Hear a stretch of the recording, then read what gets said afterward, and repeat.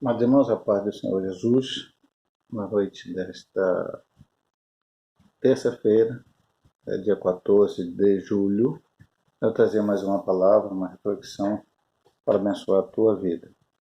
Eu gostaria de ler com você aqui e meditar em 2 Crônicas, capítulo 15. Nós vamos ler do versículo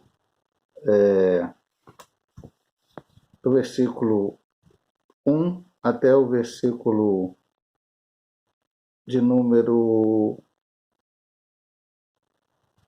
9. Então veio o Espírito de Deus sobre Azarias, filho de Obed, e saiu ao encontro de Asa e disse: Ouvi-me, Asa, e todo Judá e Benjamim. O Senhor está convosco, enquanto vós estáis com ele. E se o buscardes, o achareis.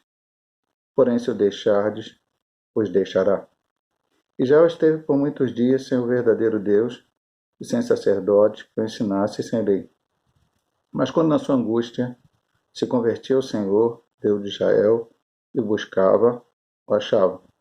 Naqueles tempos não havia paz nem para o que saía, nem para o que entrava, mas muitas perturbações sobre todos os habitantes daquelas terras. Que gente contra gente, cidade contra cidade, se despedaçavam, porque Deus os conturbava com toda angústia. Mas esforçai-vos, não desfaleçam as vossas mãos, porque a vossa obra tem uma recompensa. Ouvindo, pois, Asa estas palavras e a profecia do profeta, filho de Obed, esforçou-se e tirou as abominações de toda a terra de Judá e de Benjamim, conveniente das cidades que tomara nas montanhas de Efraim. Renovou o altar do Senhor, que estava diante do pórtico do Senhor, ajuntou a todo o Judá e Benjamim, e com eles os estrangeiros de Efraim, de Manassés e de Simeão, porque já o vinham a ele em grande número, vendo que o Senhor, seu Deus, era com ele. Pastor, vamos tentar aqui contextualizar, né? Quem era Asa, quem era esse homem, que tempo vivia, quem foi. Primeira coisa que eu vou dizer para você é que Asa era um descendente direto de Davi. Davi foi o primeiro rei de Israel, ou o segundo rei de Israel, depois de Saul, mas o primeiro que agradou a Deus, porque Saul errou em muitas coisas e agradou a Deus, então Deus fez uma aliança com Davi, disse que a sua descendência ia reinar para sempre, ia ter sempre uma luz, uma lâmpada, estaria brilhando.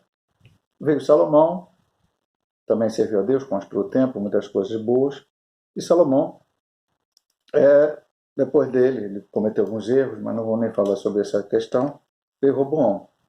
E Roboão teve um problema da separação das tribos, Jeroboão confrontou, ele acabou ouvindo o conselho dos mais jovens em vez de ouvir o conselho dos mais velhos, e houve a separação, 2 tribos para os descendentes de Davi, e 10 tribos ficaram com Jeroboão.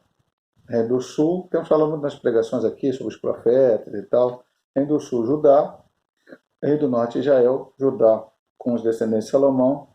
Israel, a princípio com Jeroboão, mas depois os descendentes de Jeroboão fez tanta coisa errada, e aí morreram os seus parentes, o seu filho, enfim. E aí foram outros, e aí havia sempre um rei diferente, outra nação. Depois de Roboão, veio Abias e, por final, Asa. E nos dias de Asa, Deus então levanta um homem chamado Azarias, filho de Obed, para trazer uma palavra, uma profecia para Asa. Primeira situação, que vemos que este homem aqui praticamente só é citado aqui nesse texto. Houve muitos profetas chamados não literários. Os principais deles foram Elias e Eliseu. A história dele está contada aqui em Reis, está contada também em Crônicas, mas Elias e Eliseu não profetizaram, não escreveram as suas profecias. A sua história foi contada pelo autor dos livros, mas não eles mesmos escreveram um livro, os principais dele. E os profetas literários são aqueles que escreveram: Jeremias, Ezequiel, Daniel, Isaías, Oséias, Amós, Miqueias, Zacarias, Malaquias, enfim, os profetas maiores e menores. E dentre, de vez em quando na história geral, apareciam alguns profetas não literários, aqueles que profetizaram uma vez ali. A Bíblia conta aquela aquela palavra, mas não conta mais nada. E esse homem foi o caso. Só aparece aqui dando uma palavra, mas uma palavra bastante interessante, uma palavra que serve também para nós. Podemos olhar, não é que o Antigo Testamento a gente vai descartar ele e dizer, olha, Antigo Testamento é Antigo Testamento, é lógico que muitas coisas são do Antigo Testamento, não são para ser colocadas em prática nos dias de hoje, mas muitas experiências que aqueles homens passaram servem para nós hoje, precisamos tirar lições para colocar em prática.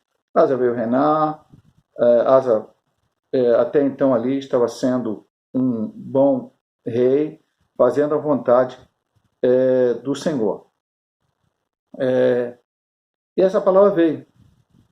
E era uma palavra de encorajamento. A princípio você olha aqui e vai dizer, por que palavra é essa?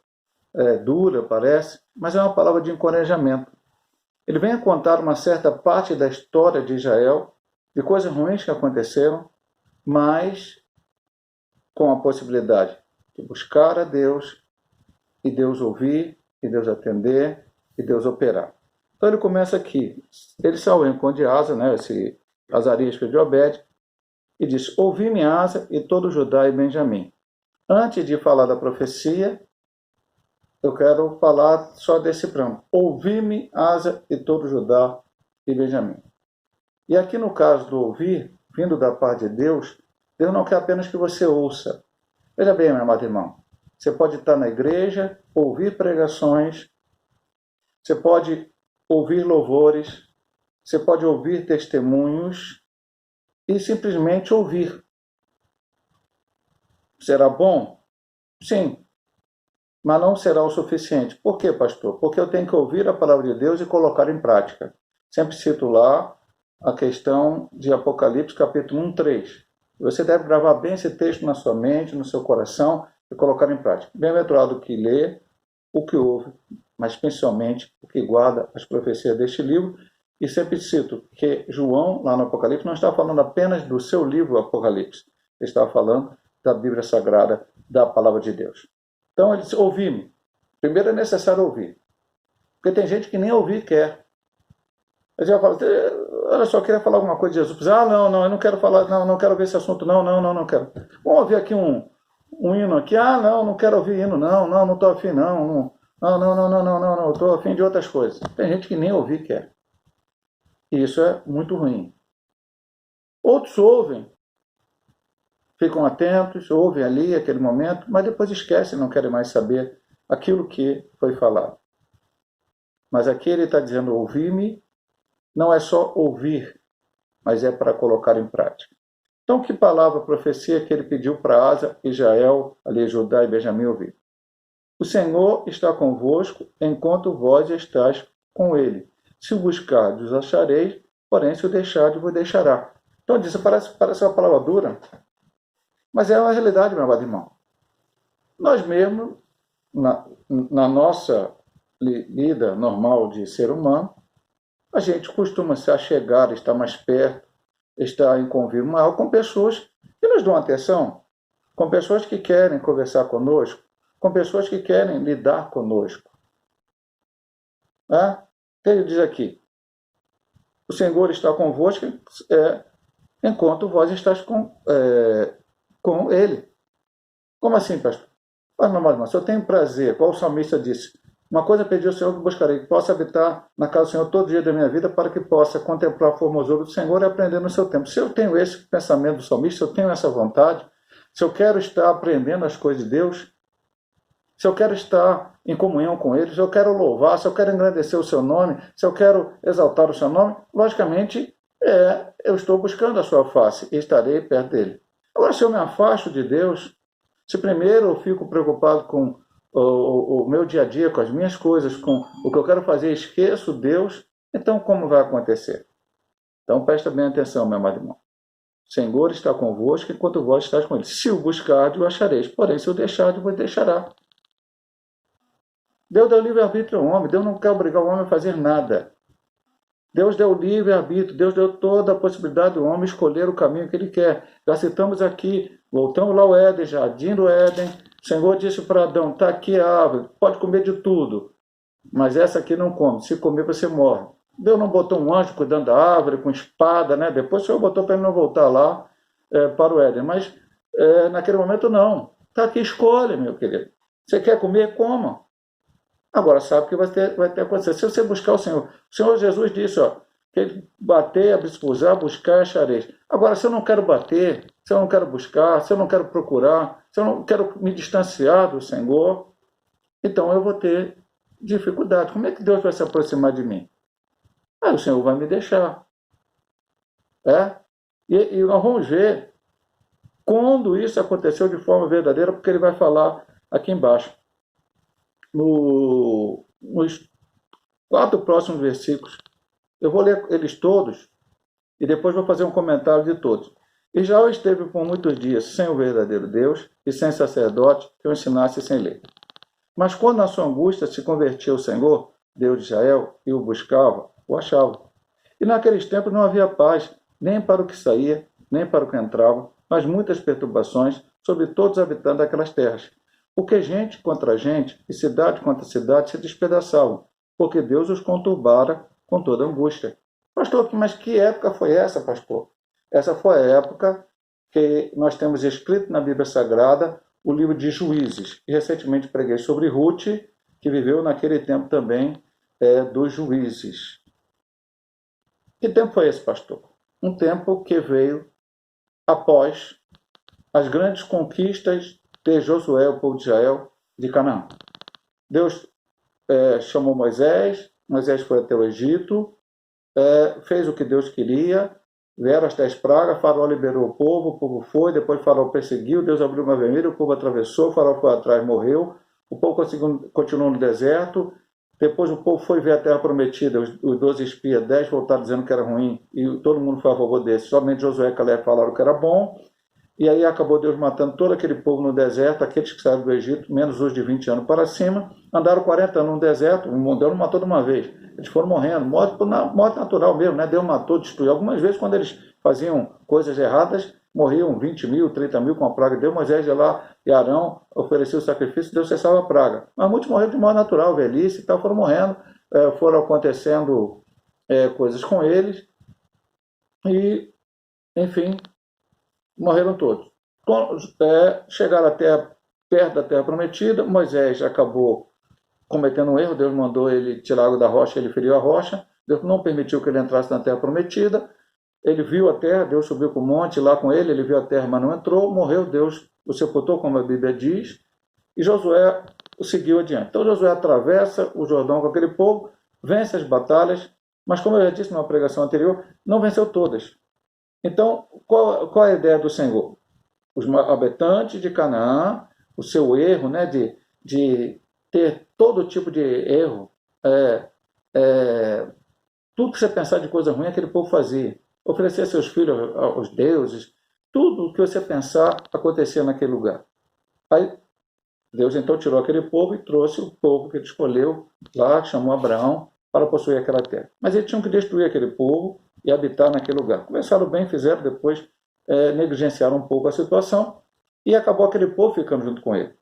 Josué percebe isso no fim da sua vida e chama eles e fala assim, olha só, vocês podem escolher se vão servir os deuses lá do Egito, os deuses lá de anteriormente, ou se vão servir os deuses de Canaã. Agora, eu e minha casa serviremos ao Senhor.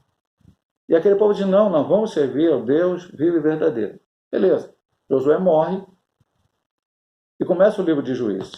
E aí, meu amado irmão, é que começou o problema. Passou-se um tempo, eles se esqueceram de Deus, esqueceram das conquistas, aquele povo acabou se misturando com aquele povo começou a fazer eles pecar. Então, Deus permitia, é por isso que o texto diz, né? Deus conturbava com toda angústia, não só aquele povo, mas os outros. Deus permitia que viessem inimigos e os dominasse. Midianitas e outros povos vinham, dominavam eles e ficavam amonitas, enfim, aí dominavam. E aí eles ficavam ali. Aí eles lembravam de Deus. Caramba, Deus nos trouxe lá, atravessamos o Mar Vermelho, atravessamos o Jordão, derrotamos a Jericó, derrotamos outras cidades. Deus parou sol e lua. Vamos clamar a Deus. Aí clamava a Deus. Aí Deus lhe mandava alguém. Otiniel, que era parente de Josué,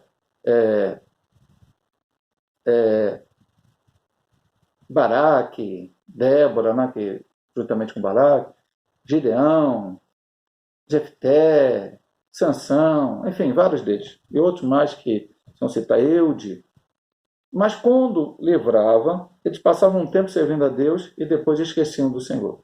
Aí vinha outro povo, filisteus, por exemplo, no tempo de Salomão, de Sansão, e dominavam. Aí eles passavam um tempo sendo escravos daquele povo, aí eles lembravam do Deus que fez maravilha, aí clamavam a esse Deus, Deus ia mandar o livramento através de um juiz, por isso o nome é juízo. Mas esse tempo aqui dizia, ó, Israel teve de ser verdadeiro Deus, não que o Deus verdadeiro não queria estar com ele, porque eles abandonaram o Deus verdadeiro. E sem sacerdote, que ensinasse sem lei. Eu me lembro lá num tempo lá adiante, que a tribo de Dan pegou um sacerdote lá, no tempo de juízo, pegou um levita que tinha ido para a casa de um homem lá, e ficar na casa desse homem. Esse homem tinha Deus feito de imagem, esse aí chamou esse levita para ser sacerdote dele, depois a tribo de Dan pegou esse levita, as imagens, uma coisa totalmente fora da palavra. A palavra só registra para mostrar que aqueles homens fizeram coisas erradas. Sem Deus, sem sacerdote, sem lei. Isso é bom, pastor? Não, isso é péssimo, meu amado irmão. Isso é péssimo.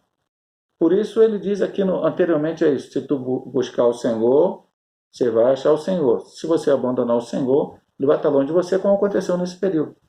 E esse período só encerra-se quando Ana faz o seu voto a Deus, ora a Deus, melhor dizendo, Deus dá um filho a ela, ela faz o voto daquele filho ser uma criança apresentada ao Senhor, ele vai viver com Eli, os filhos de Eli estavam fazendo coisa erradíssima, Eli permitia, e Deus então começa a levantar Samuel como um profeta e um juiz. E muda tudo, depois o povo pede um rei, Deus permite que isso acontecesse, Samuel então unge a Saul, Saul não corresponde, e depois Samuel unge a Davi, que vem a ser um homem segundo o coração de Deus. E aí, diante de toda essa situação, ele continua, ele contou, olha, viu o que aconteceu? Aconteceu isso aqui na história de Israel, ruim demais. Mas olha só o que pode acontecer com vocês se for diferente, e essa é a lição para nós. Mas esforçai-vos e não desfaleçam as vossas mãos, porque a vossa obra tem uma recompensa. Nós estamos trabalhando para quem? Nós estamos trabalhando para Deus. Tudo que nós fazemos na nossa vida é para Deus. A nossa vida tem que ser voltada para Deus. A nossa vida, Deus nos deu uma vida, e aí eu falo, meu amado irmão, não só vida, não é vida ministerial, vida espiritual, vida como cristão, no nosso dia a dia, no nosso relacionamento com as pessoas, com parentela, no emprego, no colégio, com o vizinho, enfim, onde a gente estiver, nós somos cristãos e temos que dar um bom testemunho e temos que fazer que o mundo veja Cristo através de nós. O mundo precisa ver Cristo. Mas isso demanda um esforço. É fácil ser crente, pastor? Eu digo para você, meu amado irmão, acho que não. Temos que abrir mão de muitas coisas. Temos sim que abrir mão. A Bíblia diz, todas as coisas não são lícitas, mas nem todas me convêm. Há coisas que são lícitas, não são pecado, a Bíblia não condena, a Bíblia não diz, se tu fizer isso, é errado. Mas não convém ao cristão fazer. E aí cada um de nós tem que, não é eu, pastor, que vou dizer para você o que não convém você fazer. Mas você vai olhar na Bíblia, o Espírito Santo vai falar no teu coração, e você vai entender o que não convém fazer. Todas as coisas são lícitas, mas nem todas edificam. Há coisas que nós fazemos que são lícitas, não são pecado, a Bíblia não condena, mas não edificam a nós como cristãos. A gente não vai crescer espiritualmente. E a nossa vida, meu amado irmão, nós podemos, no outro dia falamos aqui do texto de remir o tempo, né? Precisamos remir o tempo, usar bem o tempo. Então, na verdade, precisamos fazer o melhor para Deus. Então, as coisas espirituais precisam estar em primeiro plano na nossa vida. Pastor, não vou fazer outras coisas, não vou ter o meu lazer, não vou ter minha rede social, não vou ter sei lá o quê. Não, você vai ter esse momento também. Mas primeiro Deus. Então esforçai-vos. E a terceira coisa que ele falar, todas as coisas me são lícitas, mas não deixarei me dominar por uma delas. Paulo diz isso na carta aos Coríntios. Alguma coisa que seja maior do que Deus na nossa vida está errado. Seja o que for. Deus em primeiro lugar. Ah, pastor, então eu vou abandonar minha família por causa de Deus. Não, meu amado irmão. Se Deus estiver em primeiro lugar, e Deus é amor, Ele vai te colocar um amor tão grande que você vai cuidar muito bem da sua casa e da sua família. Ah, pastor, então não vou trabalhar mais, porque Deus em primeiro lugar. Não, Amarão. Deus vai colocar um amor tão grande, uma condição tão grande que você vai ser o melhor trabalhador. Não o melhor que eu digo, não para ganhar prêmio, medalha, não. Você vai fazer o teu trabalho com excelência, vai ter desejo de trabalhar e fazer tudo com honestidade, com sinceridade. Ah, então não vou estudar mais, pastor, porque Deus é em primeiro lugar. Não, meu irmão, você vai lá, você vai estudar, e você vai estudar mesmo, você não vai colar, você não vai passear, você não vai fazer coisas que desagradam a Deus, mas lá você vai chegar e ser luz naquele lugar. Enfim, aonde você estiver, o que você estiver fazendo, Deus vai estar contigo. A nossa vida está na mão de Deus, em tudo que eu. Então esforçai-vos e não desfaleçam as vossas mãos. Por quê, meu amado irmão? Às vezes o problema vem. Agora estamos aí na Covid-19, já está aí. O povo não está acreditando mais, parece que não existe. Aliás, na verdade, para muitos parece que nunca existiu. Que foi invenção de alguém e tal. E as pessoas estão acreditando muito nessa questão. A Covid-19 existe, pode até ser que tenha um dimensionado demais, até posso concordar com isso, mas eu, pastor Hélio, conheço várias pessoas, inclusive da minha igreja, que tiveram a doença, testaram, estão, graças a Deus, nenhum deles morreu, nenhuma coisa aconteceu, mas testaram e tiveram a Covid. E outras pessoas conhecidas também. Infelizmente, alguns conhecidos, algumas pessoas que eu conhecia, ou pelo menos uma pessoa, pelo menos, que eu me lembro agora, uma, se eu não me engano, que eu conhecia pessoalmente, teve a Covid e morreu. Então, a doença existe. Os problemas existem. O desemprego no Brasil existe, pastor, existe, já existia antes da Covid, agora está maior ainda. Problemas financeiros, problema político existe, pastor, o país está aí. E outros problemas existem. Não estou falando que não exista, mas aqui eu digo, não desfaleça a vossa mão. Como é que a nossa mão vai desfalecer se o dinheiro estiver no bolso e a gente estiver cheio de saúde? Não, aí você vai estar fora. Estou aqui cercado de tudo. Não, tem desemprego, tem emprego, tem tudo, a minha saúde está perfeita, as coisas estão combinando tudo bem, está tudo certo. Não, a nossa mão vai desfalecer quando a gente teve dificuldade. Naquele tempo talvez seja o quê? Eu tenho aqui 10 mil pessoas e vem um exército de 3 milhões para lutar contra mim. A minha mão vai desfalecer. Mas Deus muitas vezes fez Israel ganhar batalhas, como lá na época, lá em Juízo mesmo, Baraque e Débora, que Israel era o exército de Cícera, vinha gente, mais cavalo, carro, e Israel parecia uma meia dúzia de gato pingado, vou colocar assim na nossa linguagem. E Deus entregou aquele exército na mão de Baraque, e depois uma outra mulher matou a Cícera. Então, meu amado irmão, não é a quantidade, é esperar no Senhor. Fortaleça a sua mão. Os problemas estão aí, mas Deus está contigo, aleluia. E diz, porque a vossa obra tem uma recompensa. Temos uma recompensa, pastor? Temos, meu amado irmão. Brevemente, Jesus Cristo voltará para arrebatar a sua igreja. Os crentes fiéis serão galardoados. Mas mais do que isto, a maior recompensa que nós vamos ter é a salvação de nossas almas. É não irmos para o lago de fogo e enxofre para a morte eterna, e sim para a vida eterna. Que é maior recompensa do que isso? Essa é a promessa de Deus para nós. Por isso, vale a pena se esforçar, vale a pena não temer, vale a pena continuar, caminhar. Vou repetir o versículo que ele começa dizendo: o Senhor está convosco enquanto vós estáis com ele. É hora de buscar o Senhor. É hora de orar mais, é hora de ler mais a Bíblia, é hora de... a igreja está voltando aí às reuniões normais, algumas já estão até nas reuniões normais mesmo, já direto. A igreja que eu pastorei ainda estamos só domingo à noite, mas brevemente vamos voltar também com os dias semanais. Daqui a pouco a escola bíblica dominical. É hora de buscar a Deus. É hora de buscar a Deus. E buscar de uma maneira maior ainda, porque Ele está voltando para arrebatar a sua igreja. Existe uma recompensa. E aquele povo ouvindo as palavras do profeta, diz o versículo, esforçou-se, aí tirou a abominação de Judá, de Benjamim e de todos os lugares, porque havia coisas ainda que atrapalhavam. Qualquer coisa que te afaste de Deus, qualquer pecado, qualquer coisa que esteja contrária, afasta você de Deus e, consequentemente, Deus de você. Deus é santo e Ele quer santidade das nossas vidas. E aí, Asa tirou. E olha o que aconteceu.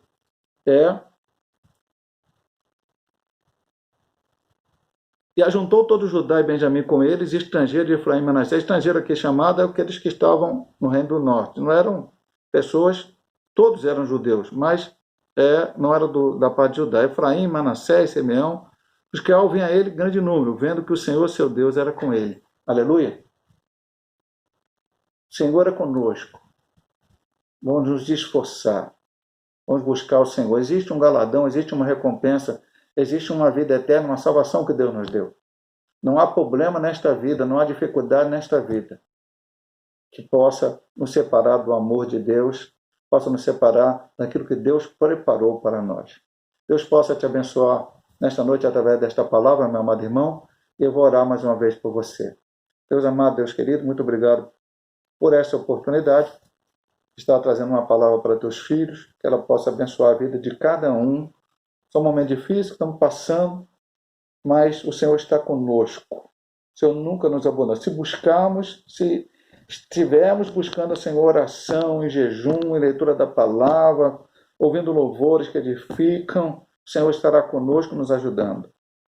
Ó Deus amado, e tudo aquilo que possa nos separar do Senhor, possamos fazer como Asa fez, tirar, jogar fora, Senhor Deus, e fazer tudo o que Tu queres, Senhor. Ajuda os Teus servos, vai curando as enfermidades que estão enfermos, vai levantando aqueles que estão caídos, vai renovando espiritualmente as nossas forças para continuar essa caminhada, até o dia que o Senhor virá para arrebatar a sua igreja. Nós seremos recompensados, primeiramente com a vida eterna, e depois também os galardões que o Senhor preparou para aqueles que fazem a sua vontade, aqueles que buscam a sua face, Pai. Fica conosco, perdoa os nossos pecados, Senhor Deus. Nós precisamos de Ti a cada dia. Te pedimos e agradecemos em nome de Jesus. Amém. Deus possa abençoar, meu amado irmão, minha amada irmã, a tua vida, em nome de Jesus.